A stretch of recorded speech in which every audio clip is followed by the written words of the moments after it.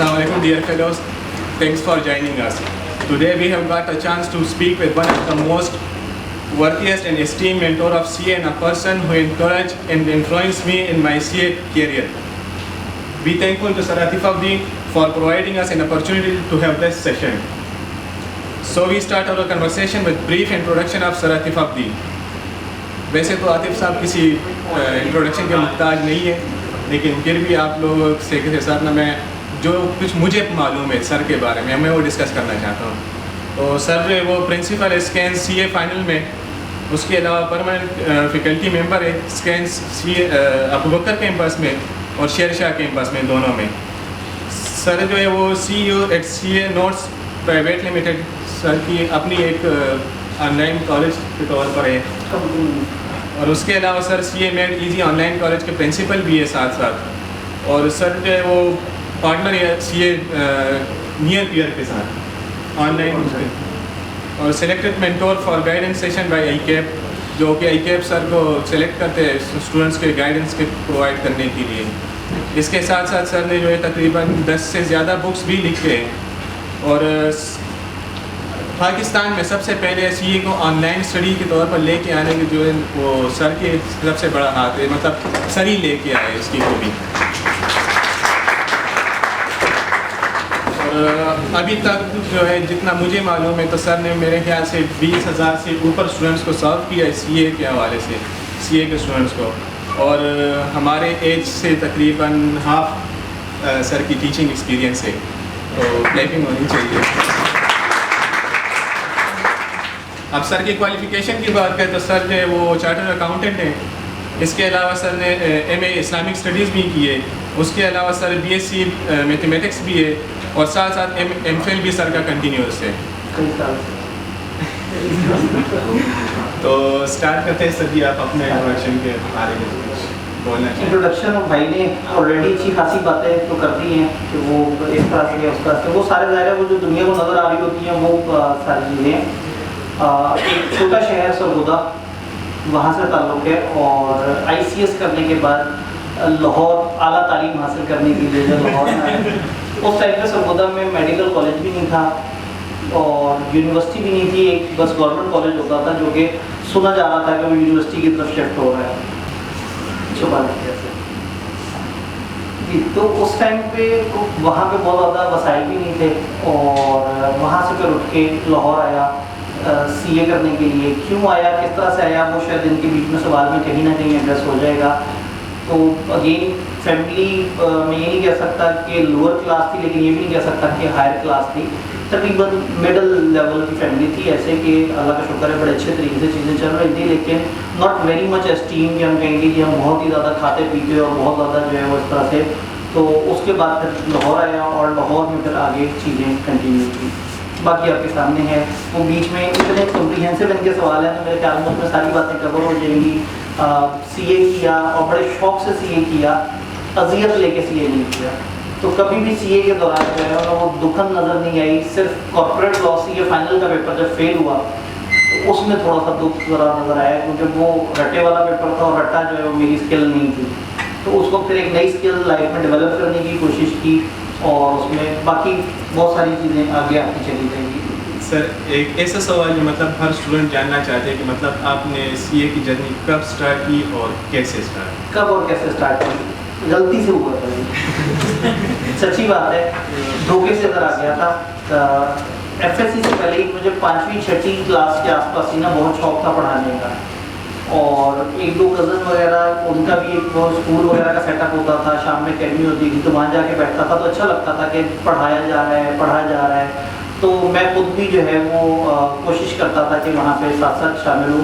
उनको एक दफ़ा मैंने कहा जब मैं 5th या 6th क्लास में था कि जो मुझे आता है, मुझे मैथ बड़ी अच्छी लगती है, आप अगर मौका दें तो इन कोलीग्स को मैं भी समझाना शुरू कर दूँ। उन्होंने कहीं एक आध महीने किसी छुट्टी पे जाना था या कुछ और, तो उन्होंने कहा चलो ठीक है तुम भी बीच में इन बच्चों के साथ कर लो। तो एक आध महीने हम लोग कंबाइंड स्टडी करते रहे, और महीने बाद जब वो वापस आया तो बच्चों ने कहा कि वो हमने पढ़ना नहीं है आपसे, हम यहाँ कंबाइंड स्टडी करके बड़े खुश हैं। तो उस टाइम पर थोड़ा सा एक फील बचपन में ही आ गई कि शायद मुझे टीचिंग करनी आती है, या शायद जो लोग मेरे साथ हैं वो मेरे से बात सुन के समझ जाते हैं। तो थोड़ा सा आइडिया बन गया कि मैं टीचिंग टाइप का मटेरियल हूँ। और जैसे जैसे क्लासेस आगे बढ़ती गई मैथ से मोहब्बत ज़रूरत से ज़्यादा होती चली गई। तो एफएससी तक ये अंदाज़ा हो गया था, एफएससी नहीं वो आईसीएस था, क्योंकि मैट्रिक के बाद जो है वो क्योंकि मैं थोड़ा सा कंप्यूटर वगैरह का भी बड़ा शौकीन था, तो उस वक्त अचानक से ट्रेंड चला कि जो कंप्यूटर की क्वालिफिकेशन आज कर लेगा अगले 20 साल बाद वो तो पता नहीं कहाँ से कहाँ पहुँचा हुआ होगा। तो आईसीएस में दाखिला ले लिया, शौक से कंप्यूटर किया, दिल भी करता था, लेकिन कैरियर को गाइड करने वाला कोई नहीं था। तो कंप्यूटर से ज़्यादा मोहब्बत जो है वो मैथ से होना शुरू हो गई। तो फिर कहीं ना कहीं मैंने माइंड बना लिया, वहाँ सऊदा में कॉलेज जो था, मैं सोचा शायद कभी आगे जाके यूनिवर्सिटी भी बन जाए, तो ठीक है मैं पीएचडी मैथ्स में करूँगा और मैथ का प्रोफेसर बन जाऊँगा। तो जहन में ये ख्वाहिशात थी। फादर जो है वो अपने ज़माने में कुछ अर्से टीचर भी रहे, फिर जॉब वगैरह भी की। तो जो गवर्नमेंट कॉलेज सऊदा में होता था, जो यूनिवर्सिटी है, वहाँ पे कुछ सीनियर टीचर्स थे जो उनके दोस्त थे, उनसे जाके मशवरा किया। उन्होंने कहा पागल हो गया बेटा, टीचिंग में कुछ भी नहीं रखा, ये खामखा सोच रहा है टीचिंग टीचर बनना है, टीचर बन के सिर्फ जो है ना वो बस थोड़े से पैसे कमाएगा और कोई से शौक। उन्होंने जिसे मैथ बड़ा अच्छा लगता है, उन्होंने कहा फिर चार्टर्ड अकाउंटेंट बना देते। तो उन्होंने कहा चार्टर्ड अकाउंटेंट तो इसकी अपनी फैमिली में एक और बंदा भी और अच्छा कमाता है, अगर यार चार्टर्ड अकाउंटेंट बना दो। तो उन्होंने कहा उसे शौक टीचर बनने का भी, उन्होंने कहा ठीक है चार्टर्ड अकाउंटेंट, उसे कहा सीए का टीचर बन जाए जाके, सीए में भी तो होते होंगे टीचर। बात अबू को बड़ी अच्छी लगी और साथ में उन्होंने ये भी चुपके से समझा दिया, जो मुझे बाद में पता लगा कि सीए करेगा ना खुद ही से टीचिंग छोड़ के अपने कमाई शमाई पे लग जाएगा, इसे सीए में तो डालो। और फैमिली में कज़न भी थे, वो बड़े सीनियर एग्जीक्यूटिव वाइस प्रेसिडेंट है सिटी ग्रुप में, मिडल ईस्ट पूरा जोन उनके पास, उससे पहले वो यूरोप वाली साइड पे। तो वो बड़ा ब्रांडेड सी उनकी प्रोफाइल और फैमिली में सबको नजर आता था कि यार ये बंदा जो है ना ये एक अलग ही गेम चला रहा है। तो सबको था कि चार्टर्ड अकाउंटेंट मतलब वो बहुत ही तूफानी कमाने वाला बंदा है। तो यार घर वालों की ख्वाहिश हुई कि बच्चा ज़्यादा कमा ले, अच्छा है। तो मेरे से फादर ने डिस्कस किया, मैंने कहा हाँ ठीक है, मतलब मैथ का मैंने पीएचडी करना है ना, तो सीए में भी मैथ ही होगी। तो सीए में आया। खैर उस वक्त मैंने सरगोदा बोर्ड में मैथ में टॉप भी किया था, मतलब उसमें तो बहुत जुनून की हद तक जो है वो मैथ से प्यार था।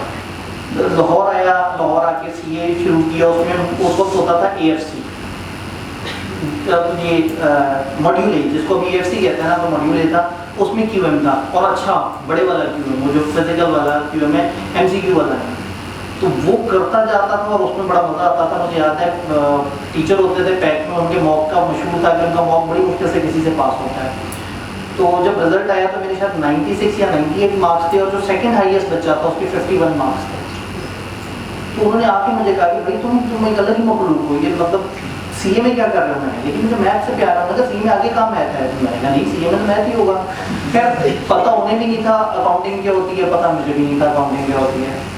तो मैथ की मोहब्बत अब वो पहले 6 महीने में भी इतनी मैथ नजर आई। और हमारे ज़माने में मेरिट सर्टिफिकेट नहीं होता था, वरना मैं आज भी श्योर हूँ कि क्यूएम में मेरिट सर्टिफिकेट होता तो वो लाजमी मिल जाता। हमारे ज़माने में एक ही सब्जेक्ट में टॉप कर सकते थे, वो FR2 था, उसके अलावा किसी सब्जेक्ट में मेरिट वगैरह उस तरह का कोई चक्कर नहीं था। तो मैथ की मोहब्बत में आगे बढ़ा। तो मुझे याद है कि FR1 की जो पहले दिन क्लास थी उस वक्त 2 अकाउंटिंग के पेपर होते थे, इंट्रो FR1 का मर्ज होके एक पेपर होता था मॉड्यूल बी का। तो टीचर ने पहले दिन ना हमें कैलकुलेटर दिखाया। कैलकुलेटर ज़रा अजीब सा लगा, थोड़ा चौड़ा सा, ज़रा बड़ा सा और बड़े मोटे मोटे उस पर डिजिट।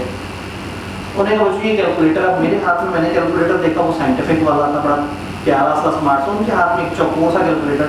उन्होंने कहा ये कैलकुलेटर खरीदने सब लोग। मेरे पता नहीं क्यों ऐसा कह रहे हैं।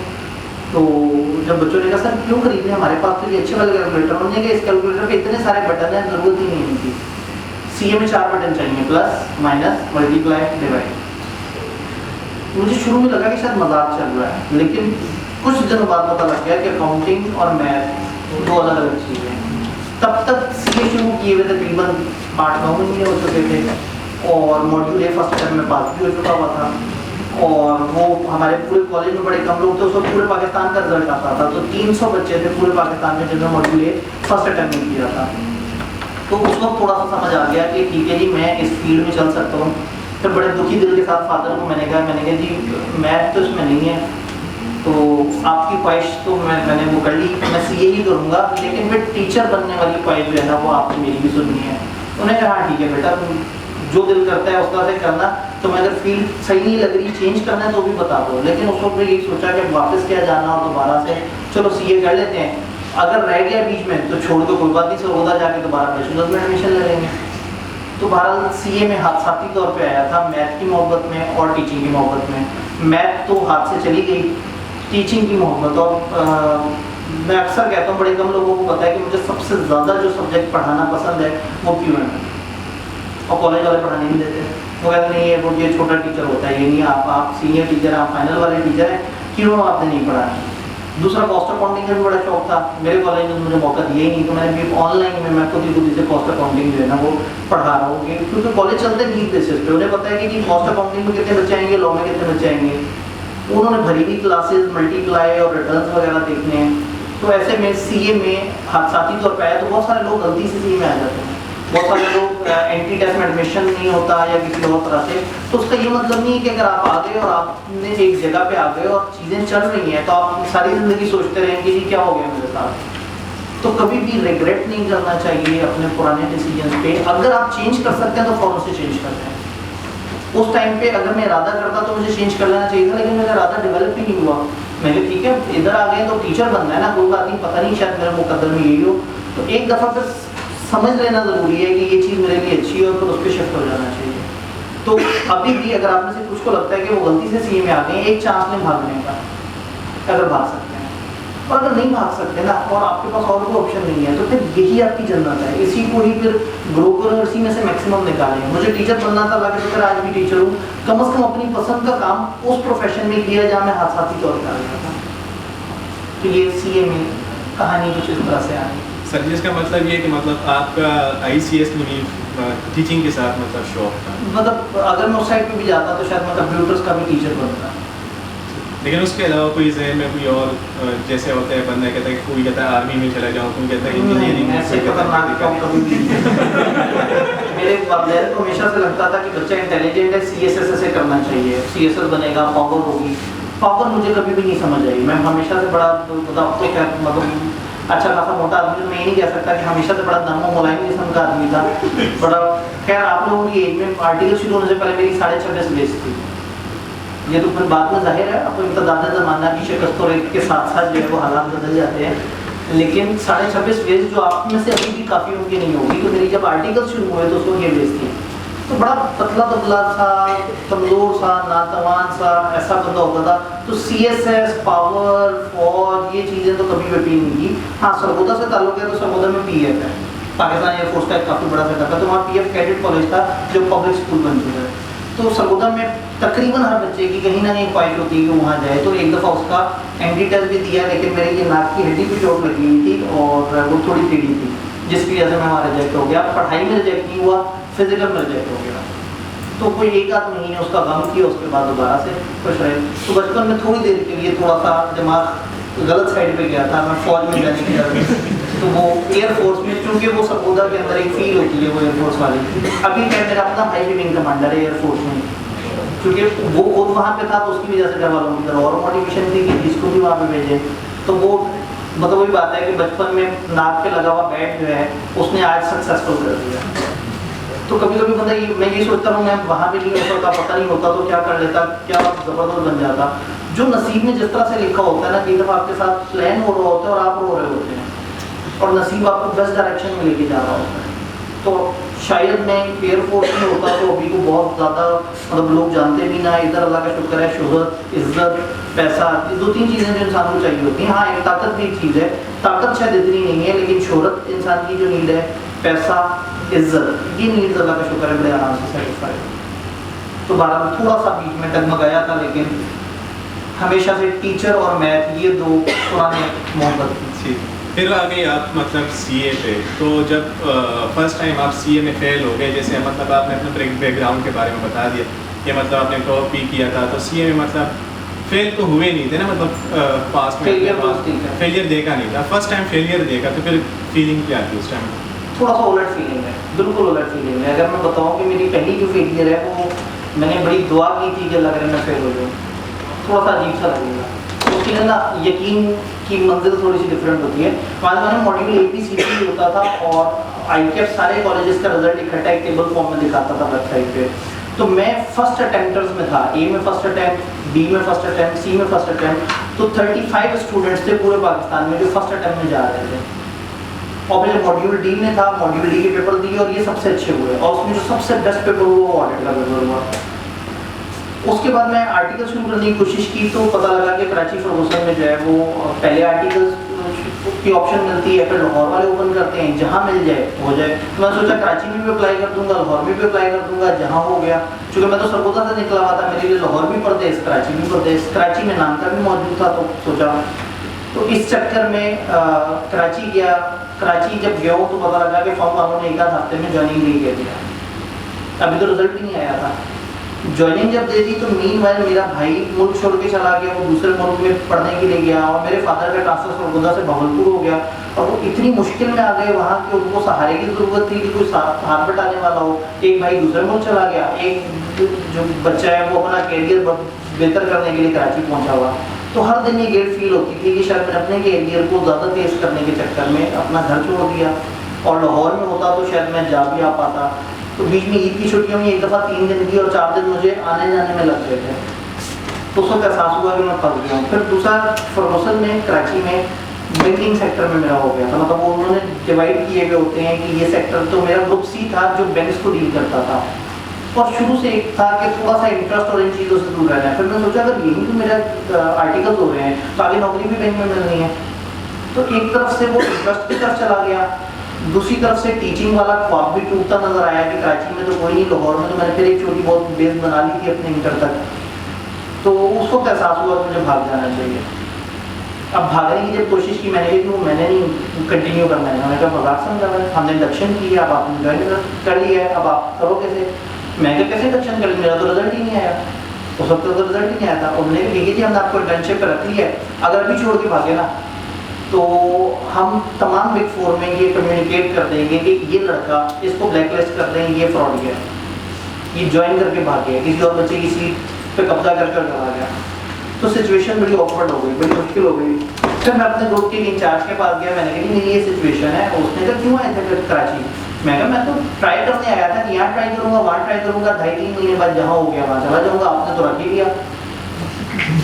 मतलब अब ये देखिए ना, मतलब एक दफ़ा ऐसा होता है कि आप फर्गूसन में बैठे हुए हैं, फर्गूसन में भी कराची ऑफिस सबसे अहम माना जाता है, उधर बैठे हुए हैं, उधर ग्रुप सी सबसे अहम माना जाता है, उधर बैठे हुए हैं, लेकिन शायद वो चीज़ आपके लिए सही नहीं है। तो उस टाइम में मुझे बड़ा परेशानी हुई कि मैं क्या करूँ। तो फिर मैंने ग्रुप एडमिनिस्ट्रेटर से कहा, मैंने कि कोई तरीके जिससे मैं भाग सकूँ, उसने कहा तुम फंस गए हो, और अगर यहाँ से निकल गए ना तो फिर लाहौर भी जाओगे तो तुम्हें बिग 4 नहीं मिलेगी। और उस टाइम पे मैं फर्स्ट अटेम्प्ट में आ रहा था, तो मैंने कहा बिग 4, उस ज़माने में मेरिट वगैरह भी ज़रा ज़्यादा चल जाता था, जो फर्स्ट अटेम्प्ट होते थे उनको ऑप्शन ज़रा ज़्यादा मिल जाती थी। तो फिर मैंने कहा कोई सोल्यूशन है? उसने हंस के कहा दुआ करो फेल हो जाए कोई पेपर। मैंने ठीक है, अगर मेरा पेपर फेल हो जाए तो फिर क्या होगा? उसने कहा फिर ये कहेंगे पहले पेपर क्लियर करो, जब रिजल्ट आए तो आगे जो ज्वाइनिंग देना, जाना मत आना। ये भी 4-5 दिन बाद भूल जाएंगे। तो फिर मैंने दुआ की कि मेरा पेपर फेल हो जाए। मैंने मदर को कॉल की, उनको कहा कि सिचुएशन है, बस दुआ करें, रिजल्ट आने वाला है, दुआ करें फेल हो जाए पेपर। जब रिजल्ट आया तो वो पेपर, हमारे ज़माने में ना एक रेफर होता था, पेपर पास होता था लेकिन एक खास लेवल से ऊपर नहीं जाता था, तो वो अकेला पेपर रह जाता था। अगर एक भी पेपर फेल हो गया तो वो अपने साथ के सारे पेपर लेके डूब जाता है, वो फेलियर होता था। और एक होता था रेफर लेवल, जिससे वो अकेला पेपर डूबता था, बाकी नहीं डूबते थे। यानी 50 से 60 के दरमियान नंबर अगर उस वक्त लेते थे तो वो एक पेपर रह जाता था, बाकी पास हो जाते थे। और अगर 50 से नीचे चले जाते थे तो सारे पेपर फेल हो जाते थे, एक फेल तो पूरा मॉड्यूल फेल, जितने पेपर आपने इकट्ठे दिए हैं। अब तो बहुत शुगल है ना कि एक करके पेपर खेलते रहो इस तरह से। तो मैंने बस उनसे कहा दुआ करें फेल ना हो, रेफर पे आए। तो जब पहली दफ़ा फेल हुए उस दिन खुशी मेरी देखने वाली थी। मैंने इतना एक्साइटेड होकर सारे दोस्तों को कहा कि यार वो मेरा फेल हो गया, वो पेपर रह गया। तो वो ऑडिट के पेपर में रेफर आई, जो कि मेरा फेवरेट पेपर था। मेरी इस पर रेफर आ गई। फिर मैं सोचा अच्छा ये अल्लाह की तरफ से इशारा है कि वो वाला पेपर फेल हुआ जिस पे मुझे मेहनत नहीं करनी। तो ज़िंदगी में मेरे पास 4 महीने आ गए, क्योंकि अब 4 महीने बाद दोबारा इम्तिहान होना था। बस फ़ौरन से भावलपुर जाके फादर के जितने भी काम फंसे हुए थे वो सारे वो किए, घर के जितने इशूज़ थे उस दौरान पिछले 2 साल में जो फिल्में नहीं देख सका था जिन रिश्तेदारों की शादियों में नहीं जा सका था, जब उनके बच्चे की मुबारकबाद देने चला गया, या कुछ और, मतलब अपनी सारी ज़िंदगी को एंजॉय की, और वाकई वो बड़े यादगार 4 महीने थे। मीनवाइल मैंने उधर से निकलते हुए एक बहाना और भी किया था, वो मुझे खाली एक पेपर के लिए निकलने नहीं दे रहे थे ग्रेजुएट भरोसा वाले, तो मैंने कहा मुझे हमेशा से मैथ का शौक था, तो मैं चाहता हूँ कि मैं BSc प्राइवेटली कर लूँ। तो फिर पार्टनर ने कहा था चलो ठीक है, मेरे फॉर्म पे लिखा कि अगर तुम वापस आए और हमारे हाथ में एडमिशन स्लिप हुई कि तुमने पेपर दिए हैं, तो ठीक है, तुम अगर यहाँ आना चाहो यहाँ आ जाना, ना आना चाहो वहाँ पर रुक जाना। तो उन 4 महीनों में मैंने फिर लाहौर आके BSc में भी एडमिशन ले लिया प्राइवेटली। और फिर वो एक पुराना अकेडमी थी, वहाँ जाके वो पता लगा था एक टीचर है जो मैथ का बड़ा शौकीन है, उसको जाके मैंने कहा था कि जो मैंने तैयारी करनी है, पेपर देने हैं, अब मेरे पेपर हैं। तो उसने कहा कि कब है, साल बाद है या 2 साल बाद है? तो फिर मैंने बताया नहीं, महीने बाद मेरे पेपर है। उसने कहा पागल हो गए हो, मतलब महीने में कौन BSc पास करता है? मैंने कहा कि मैंने BA किया है, अब सिर्फ 4 पेपर मैथ के उठाए। BA मैंने प्राइवेटली पहले किया था पिछले साल, तो मैंने कहा जी 4 पेपर मैथ के दूंगा, मेरा BSc हो जाएगा। तो उसने कहा 4 पेपर लोग 2 साल लगा देते हैं। मैंने कहा मुझे एक्स्ट्रा ग्रेड है, आप अगर शफकत करें। उसने कहा मैं दिन के 100 सवाल दूंगा। मैंने कहा 1 महीने उस टीचर की बड़ी कमाल मुशक्कत थी, वो बड़ा मतलब अजीम आदमी मिल गया था, 2000 रुपये लिए उसने 1 महीने में मुझे BSc के 4 पेपर मैथ करा दी। और मतलब उस जो मुझे जितना टारगेट देता था अपनी तरफ से, वो एक इम्पॉसिबल टारगेट देता था, मैं CA का बच्चा जिद्दोजहद का आदमी, वो 1 महीने में पढ़ के वो किया। तो मुझे लाइफ में खलिश रह गई थी ना कि मैथ की तरफ जाता तो कुछ करता, तो प्राइवेटली बैचलर्स भी कर लिया मैथ। तो सारी ख्वाहिशें, सारी चीज़ें पूरी करके उसके बाद स्कूल से अगली दफ़ा पेपर से 4 दिन पहले लाहौर आया, किताब पकड़ी, उसके ऊपर से डस्ट झाड़ी, खोल के देखा मैंने तो जाते हैं, जाके वीडियो गेम खेलनी शुरू कर दी दुकान पे। तो बस सुकून से वो पेपर दिया और पेपर निकल भी गया। तो पहली दफ़ा फेलियर पर जो दुख होता है, मुझे दुख हो नहीं सका, मुझे खुशी हुई। तो मुझे फिर दुख हुआ फाइनल में जब गया, तो फिर पहली दफ़ा, क्योंकि ये फेलियर नहीं था, तो एफर्ट थी, पसंद से आई थी। फाइनल में कॉर्पोरेट लॉ के पेपर में D आया, जो दूसरे पेपर को भी लेके डूब गया, दूसरा DM पेपर। मैंने फाइनल का DM 3 दफ़ा पास किया, 1 दफ़ा पास हुआ, कॉर्पोरेट लॉ का पेपर उसे लेके डूब गया, दोबारा पास किया, फिर कॉर्पोरेट लॉ का पेपर उसे पकड़ा और डूब गया। तो फिर तीसरी दफ़ा वो अकेले पास किया, मतलब वो पास हुआ और मतलब कॉर्पोरेट लॉ पे उस तरह से वो नहीं बना। तो 3 दफ़ा PM का पेपर पास किया, और जो F के 3 पेपर 2-2 दफ़ा पास किए। हमारे ज़माने में पास हुआ वो पेपर भी डूब जाता था अगर दूसरा साथ वाला भाई फेल हो गया। तो ये इस तरह से है। तो कभी कभी ना अजीब ही मामला होता है। तो पहले फेलियर को खुशी हुई, हाँ असल दुख हुआ वो कॉर्पोरेट लॉ जब उसमें फेल हुआ, क्योंकि मेरे अपने बनाए हुए नोट्स मेरे से साल सीनियर पढ़ के पास कर रहे थे। आर्टिकल्स के बीच में मैं नोट्स और इन कामों पे लग गया था और बड़ा मज़ा आता था। तो मैं समझता था लॉ लॉजिकल पेपर है। फेल होने के बाद एहसास हुआ कि नहीं, उसमें रट्टा लगाया, बहुत बड़ा लॉ है कॉर्पोरेट लॉ। और ये भी अल्लाह की तरफ से ब्लेसिंग। मैं लॉ से हमेशा भागता था, मुझे तो मैथ पसंद थी। वो पेपर फेल हुआ, उस पर एफर्ट की, अगली दफ़ा फिर फेल हुआ, उससे अगली दफ़ा एफर्ट की, तो फिर मैंने उस पर इतनी एफर्ट कर ली कि इतने अच्छे नोट्स और इतनी ज़बरदस्त किताब बन गई कि मैंने उसको पढ़ाना भी शुरू कर दिया। इस टाइम पे मेरी अगर मतलब मैं कहूँ कि वजह मकबूलियत, तो वो कैफ नहीं है।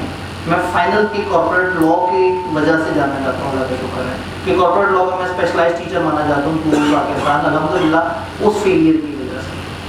तो फेलियर मोटिवेट करता है, फेलियर आपको आगे बढ़ने का मौका देता है, आपको चांस देता है, लेकिन तब जब आप उसका फ़ायदा उठाना चाहिए। तो एक फेलियर ने मुझे मेरा कैरियर पसंद का दिलवा दिया। कराची नहीं, मैं लाहौर बैठा हुआ और अपनी पसंद की बहुत से आर्टिकल्स किए, अपने पसंद की कैरियर अपॉर्चुनिटी को चूज़ की। और दूसरे फेलियर ने मुझे एक अच्छा टीचर बना दिया सब्जेक्ट का। तो वो उस वक्त दुख हुआ था उस वाले फेलियर पे, कैफ वाले पे तो खुशी हुई थी जी।